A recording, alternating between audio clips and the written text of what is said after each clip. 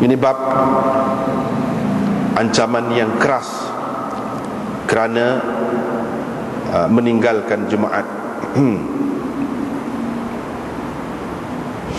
Dengan sanadnya Imam Abu Daud meriwayatkan daripada Abil Ja'd Ad-Dhamri. Abil Ja'd Ad-Dhamri, dia adalah sahabat, bahawa sesungguhnya Rasulullah sallallahu alaihi wasallam bersabda, sesiapa meninggalkan 3 Jumaat tahabunan biha, kerana bermudah-mudah dengannya, ataupun kerana tidak mengambil berat tentangnya, taba'allahu ala qalbih, Allah mengecopkan hatinya.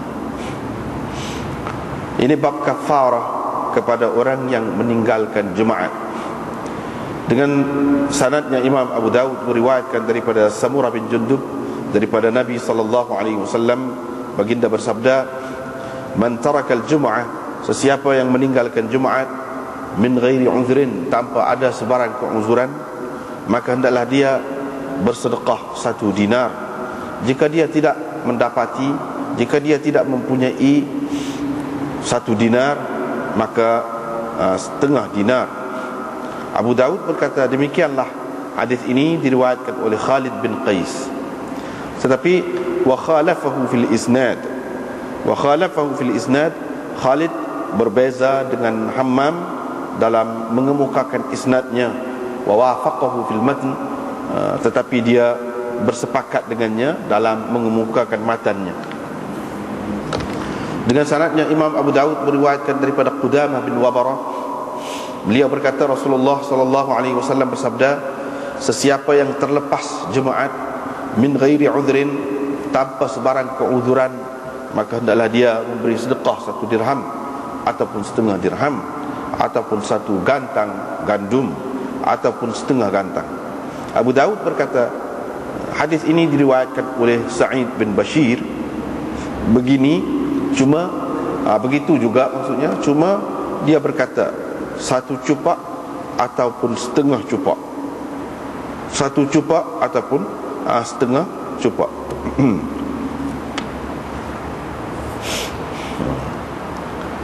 Waqala, dan dia berkata daripada Samurah, ini dalam sanadnya, babu man tajibu alaihi al-jum'ah, siapakah yang wajib Jumaat, siapakah yang wajib ke atasnya Jumaat, ataupun bab orang yang kena pergi sembahyang Jumaat.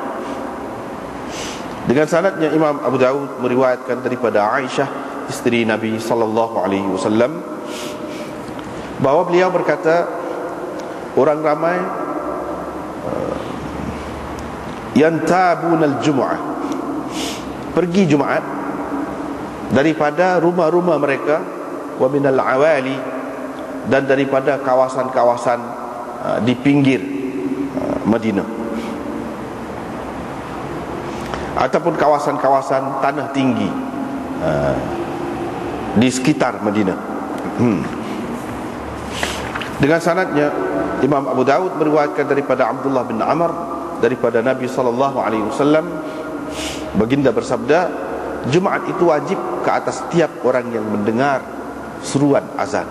Abu Daud berkata, hadis ini telah diriwayatkan oleh sekumpulan perawi daripada Sufyan maqsuran ala Abdullah ibni Amrin, yakni dengan terhenti kepada Abdullah bin Amr, dan mereka tidak memarfu'kannya. Yang menyebutkan isnadnya dengan lengkap sampai kepada Nabi sallallahu alaihi wasallam itu hanyalah Qabisah.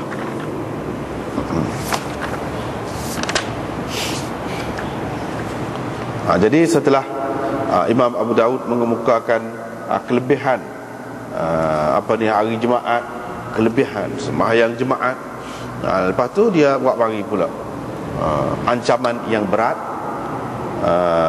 kerana meninggalkan Jumaat pula.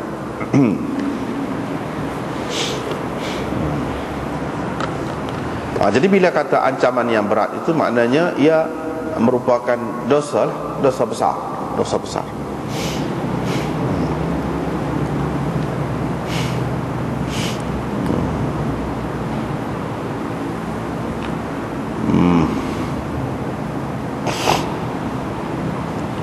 Seperti kita sudah maklum dah, perawi-perawi dia tu Musaddad bin Musarhad, Yahya, yakni Yahya bin Sa'id Al-Qattan, Muhammad bin Amr bin Alqamah bin Waqqas.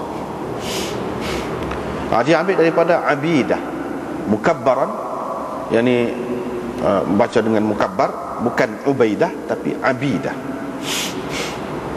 Hak ramainya Ubaidah, tapi ada beberapa orang Abidah, termasuklah ni bin Sufyan bin Al-Harith Al-Hadrami an Abil Ja'd Ad-Damri. Dia meriwayatkan daripada Abil Ja'd Ad-Damri. Abil Ja'd Ad-Damri iaitu nisbah kepada Damri itu, nisbah kepada Damrah bin Bakar, dan dia adalah sahabat. Setengah ulama mengatakan namanya ialah Adra'. Ada juga yang mengatakan namanya Amr bin Bukair. Abul Ja'd itu, Abul Ja'd itu kunyahnya. Namanya yang sebetulnya, kata setengah ulama, iaitu Amr bin Bukair. Ada juga yang mengatakan namanya ialah Junadah. Imam Tirmizi berkata, saya bertanya Muhammad tentangnya, falam ya'rif ismahu. Abil Ja'd ini apa namanya? Imam Bukhari tak tahu nama dia. La yu'rafu illa min hadis Muhammad bin Amr. Tidak diketahui dia ni, dikatakan sahabat ini tidak diketahui dia kecuali melalui hadis yang diriwayatkan oleh Muhammad bin Amr daripada Abidah ni. Yaitu hadis man tarakal jum'ah thalathan. Nabi SAW pernah mengutuskan dia membawa satu pasukan tentera dari kalangan kaumnya untuk ghazwah Fath, untuk ghazwah pembukaan Mekah, pernah gitu, dan untuk ghazwah Tabuk. Dia ni jadi ketua perang untuk puak-puak dia. Qala al-Barqi qutila ma'a Aisyah radhiyallahu anha yaumal Jamal. Ini adalah salah seorang sahabat yang terbunuh dalam peperangan Jamal, tetapi dia duduk di sebelah Sayyidatina Aisyah, di pihak Sayyidatina Aisyah. Ini di antara sahabat yang mati dalam perang tu. Dan riwayat dia hanya diketahui hak ni, riwayat dia. Tak ada banyak hadis dia. Jadi wakanat lahu suhbah. Lepas tu ulama-ulama pun tahu dia ni memang sahabat lah. Kalau tidak Nabi nak utus lagu mana? Kalau Nabi utus tu tentulah dia tu sahabat lah. Dia kata Rasulullah sallallahu alaihi wasallam bersabda pula, man taraka thalatha jum'in, sesiapa yang meninggalkan 3 Jumaat, yakni berturut-turut, 3 Jumaat mutawaliyah, berturut-turut, tahamunan biha, kerana bermudah-mudah dengannya, ataupun tak kisah, tak ambil berat tentang Jumaat itu, kerana tu, dengan perasaan begitu. Bukan di sini, maksud di sini bukan tahawun, ini bukan maksud istighfaf. Kalau istighfaf maknanya pandang lekeh. Kalau pandang lekeh boleh rosak akidahnya, jadi kafir, wal iyad billah. Tak boleh tinggal malah, malah lain. Itu tahawun tu masuk malah, tak ambil berat, ataupun bermudah-mudah, nak pergi jalan pun tak fikir mana, tak kisahlah, tapi dia tetap anggap wajib. Bukan istighfaf. Kalau istighfaf tak boleh. Istighfaf ni pandang rengek, pandang rengek ataupun pelekeh, tu lebih tepat lagi. Dia memandang lekeh, itu jadi rosak dia tu.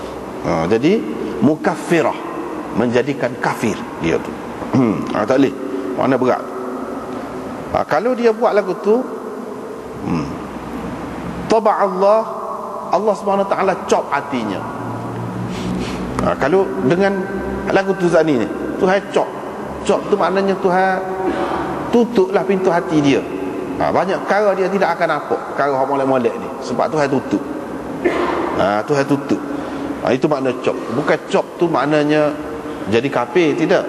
Jadi khatm ni, cop ini boleh jadi setengah-setengah tepat tu dengan makna kafir, jadi kafir.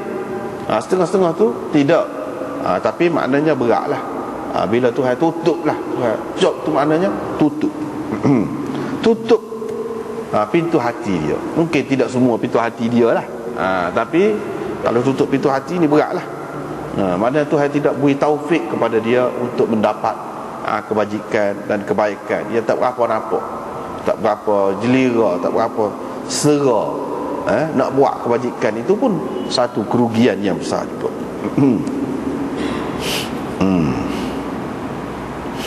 Kemudian dia sebut gini ni, kalau sebut lagu ni walaupun dengan nama cop gitu, tidak jadi kafir. Maknanya meninggalkan sembahyang jemaat dengan sengaja, dengan tidak ada sebab keuzuran, itu adalah dosa besar. Sebab tu dia ada lagu-lagu ni kalau kata Tuhan cop, Tuhan gini ni, kalau kerana meninggalkan sesuatu yang sunat, tidak gitu mau. Tidak gitu mau. Tentulah perkara ni termasuk di dalam perkara fardu ataupun wajib. Kalau fardu tu setara mana? Khilaf pula ulama berhubung dengan sembahyang jemaat ini. Boleh dikatakan kebanyakan ulama dalam mazhab 4 ni kata wajib fardu ain. Fardu ain kepada hak mana yang wajib lah. Orang yang wajib tu pula khilaf pula. Hak mana yang mereka kata wajib tu fardu ain ke atasnya. Misalnya kalau hamba, kalau perempuan, waktu tu tidak. Waktu tu tidak. Ada khilaf lah, waktu kita akan jumpa akan datang. Tapi setakat ni nak ceritanya ada khilaf tentang fardu ain ke ataupun fardu kifayah. Tetapi ada juga ulama ramai juga yang mengatakan fardu kifayah. Dan hak kata fardu kifayah ini juga ada pendapat Imam Syafi'i, qaul qadim dia. Qaul qadim Syafi'i. Tapi qaul jadid mengatakan fardu ain. Bila fardu ain sembahyang 5 waktu lah, kepada hak mana wajib tu lah, hak mana wajib. Kepada hak tidak wajib tu tidak lagi tu, kepada hak wajib. Kemudian Ibnul Arabi menyebutkan dalam perkara ni, sehubung dengan perkara ni, dia kata meninggalkan ibadat tu ada 3 keadaannya. Sesuatu ibadat yang fardu, yang wajib tu seseorang itu tinggal, mungkin ada 3 keadaannya, tak lari daripada hal ni. Yang pertama, mungkin dia ada keuzuran. Yang kedua, kerana dia ingkar, dia menolak. Yang ketiga, i'rad, kerana dia berpaling, tak kisah, tak ambil berat, ataupun bermudah-mudah. Itu makna i'rad. Ada 3 keadaan. Orang yang meninggalkan sesuatu ibadat yang fardu ke atas dia kerana sesuatu keuzuran, maka dia tetap boleh pahala. Dia tak pergi pun boleh pahala. Mana kalau dalam keadaan biasa, kita kata dalam bab jemaah ni, dia memang nak pergi, tapi sakit kepala, katakanlah sakit kepala, itu uzur lah tu. Ataupun apa-apalah uzur tu dalam bab semaya, dia ada bincang pula apa yang dikatakan keuzuran itu. Misalnya sakit, jadi walaupun dia tak pergi, dia boleh pahala tu, pahala pergi semaya jemaah tu boleh. Itu keadaan yang pertama. Yang kedua, iaitu hak jahat, yang ni dia ingkar, dia tahu dah ni wajib, ni fardu ain, dia ingkar, dia menafikan. Maka ini termasuk di dalam mukaffir. Mukaffir ini menjadikan dia tu kafir. Jadi kafir dia tak boleh main-main. Bahkan hak jadi kafir ni tidak nanti menolak ataupun mengingkari sesuatu yang wajib, yang fardu. Hak sunat pun, hak jelas sunat, dia pelekeh hak sunat. Dia pelekeh, ataupun dia kata tidak sunat. Semua ulama tak ada khilaf kata sunat. Dia itu pun boleh rosak juga tu. Jadi hak rosak ni tidak nanti menolak hak fardu saja, hak sunat. Misalnya sembahyang rawatib, semua terima, ada sembahyang rawatib ni, sembahyang hak sebelum fardu, selepasnya, ataupun hak mana tak ada tu tak ada lah, gitu. Mana semua terima. Tiba-tiba dia nafikan ataupun dia pelekeh, tak boleh rosak akidah. Tidak nanti hak fardu lebih-lebih lagi lah. Yang ketiga, mana bermudah-mudah.